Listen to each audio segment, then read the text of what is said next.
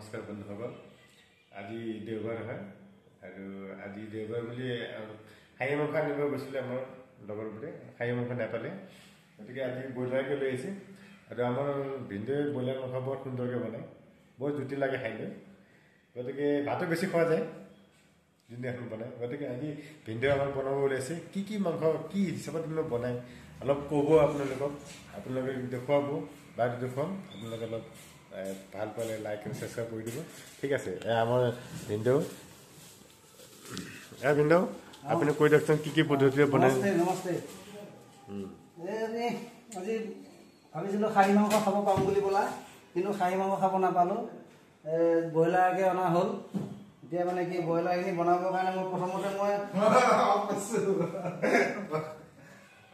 ওচৰতে এইখিনি হৈছে আদা আৰু নহৰু বটা এইখিনি হৈছে হালধি গুড়ি জলকীয়া গুড়ি এইখিনি হৈছে ধনিয়া গুড়ি এইখিনি হৈছে জিৰা গুড়ি আৰু এইখিনি এটা মই ডাঙৰ সাইজৰ বিলাহী কাটি লৈছোঁ আৰু কেঁচা জলকীয়া অলপ মই কাটি লৈছোঁ ইয়াতে আৰু ইয়াতে আছে এইখিনি আলুখিনি মই অলপ আগতীয়াকৈ মই ফ্ৰাই কৰি ল'লোঁ ভাজি ল'লোঁ আৰু ইয়াতে 3-4 খিলামান তেজপাত লৈছোঁ আৰু ইয়াতে লৈছোঁ লং ইলাচি দালচেনি আৰু এইখিনি 3টা মিডিয়াম সাইজৰ পিঁয়াজ কাটি লৈছোঁ আৰু এইখিনি লাষ্ট টাইমত দিবৰ কাৰণে ধনিয়া বৰ্তমান ধুই থৈছোঁ এতিয়া কাটিব পৰা নাই ধুই থৈ দিছোঁ আৰু আমাৰ ব্ৰইলাৰখিনি বৰ্তমান ইয়াতে অলপমান গৰম পানী হেৰি কৰি পেলাই মই ধুই লৈছোঁ গতিকে এতিয়া বনাবলৈ আগবাঢ়িছোঁ আপোনালোকে চাই থাকিব পিছলৈ আৰু দেখা পাব ধন্যবাদ বন্ধু বান্ধৱীসকল মই প্ৰথমতে অলপমান ইয়াতে সৰিয়হৰ তেল দি পেলাই এতিয়া বৰ্তমান পিঁয়াজখিনি মই ভাজি আছোঁ অলপ পিঁয়াজখিনি ৰঙচুৱা হোৱালৈকে মই ভাজি থাকিম তাৰপিছতে ইয়াতে যিখিনি মই মছলা আগতীয়াকৈ মই ৰেডি কৰি থৈ দিছোঁ সেইখিনি তাত এড কৰিম তাৰপিছত পিছলৈ মই মাংসখিনি ইয়াত এড কৰি দিম তাৰপিছত চাই থাকিব আপোনালোকে বাছ ভাইসকল এয়া আমাৰ বৰ্তমান মোৰ পিঁয়াজখিনি চাওকচোন কি ধুনীয়া ৰঙচুৱা হৈ উঠিছে দেখিছেনে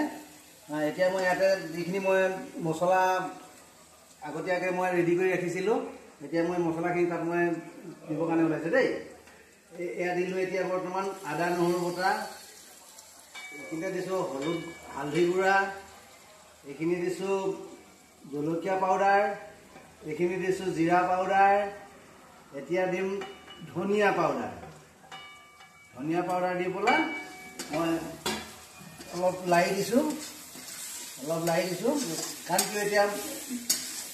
যিটো এতিয়া আমি মছলাটো এড কৰিছোঁ সেইটো জ্বলি যাবৰ কাৰণে মই এতিয়া অলপ ইয়াতে পানী অলপ এড কৰি দিম অলপ পানী দিলে মছলাটো জ্বলি নাযায় আৰু তেতিয়া গেছৰ কাৰণে তাৰমানে কি ভাল আৰু তেতিয়া তাৰমানে গেছটো নহয় মানুহে ক'লে যে মছলা খালে গেছ হয় এই মছলাটো যেতিয়া পোৰা যায় সেই তেতিয়াহে গেছ হয় এনে গেছ নহয় মানুহৰ যে ইয়াত চাওকচোন